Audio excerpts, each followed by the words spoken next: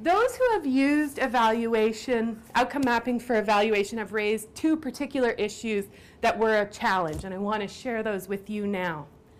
The first one relates to baseline. Do you need it if you want to collect information and you want to use outcome mapping for evaluation? The short answer is yes. But the choice that you have is it documented or is it in your head? And what we know is that in order to be able to monitor, evaluate change in your boundary partner, you have to have a very deep understanding of their starting point. What the challenge is for you is to decide how much of that do you actually document as evidence, how do you capture that baseline, and what format will you test it along the way, and or how do you make sure you understand the situation, context, and actors that your boundary partners are operating in.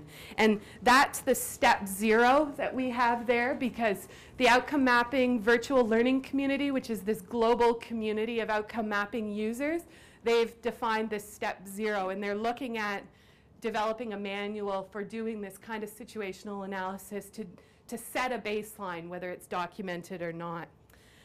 And I know probably as researchers, because of what experiences we've had in the past, sometimes we think that the only appropriate baseline is an evidence-documented oriented baseline.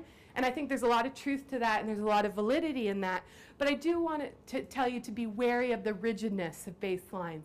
Because if you do spend a lot of time setting a baseline, you may not always capture the things that you wanted to capture anyway.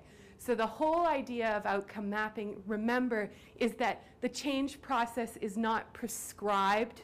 It's there, you have the opportunity for movement in different directions. So I just want to point that out, that you need to keep that in mind as you go. The second major issue for those using outcome mapping for evaluation is the mammoth amount of data you can end up with.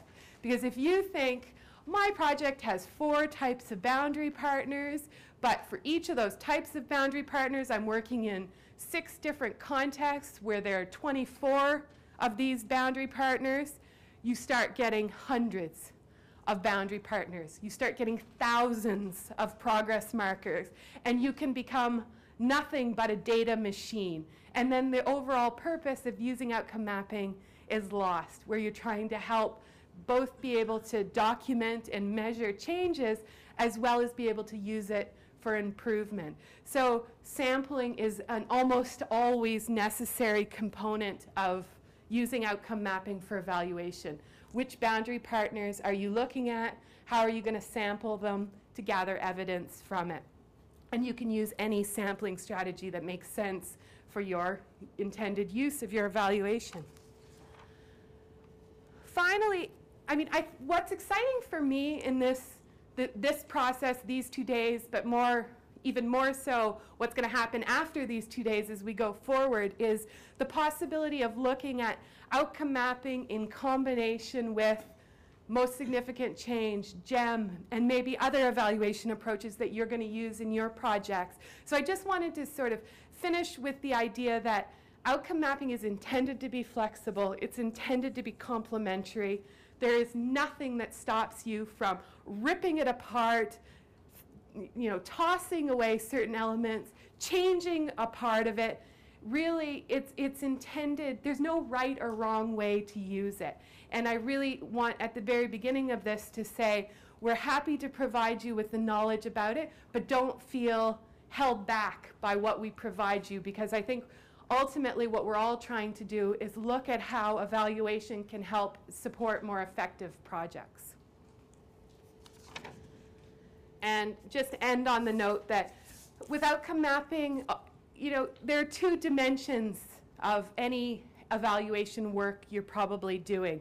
And in your projects, you're managing multiple accountabilities at any one time. You're managing accountabilities to your funders and governments. You're managing accountabilities to the communities on whose behalf you leverage resources.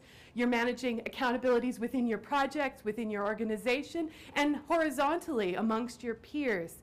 And so I hope that outcome mapping alone or in combination can help you both articulate and communicate about the outcomes of your work, but also engage in a social learning process with your partners so that we can get better at what we're doing. So that's, in 20 minutes, that's outcome mapping.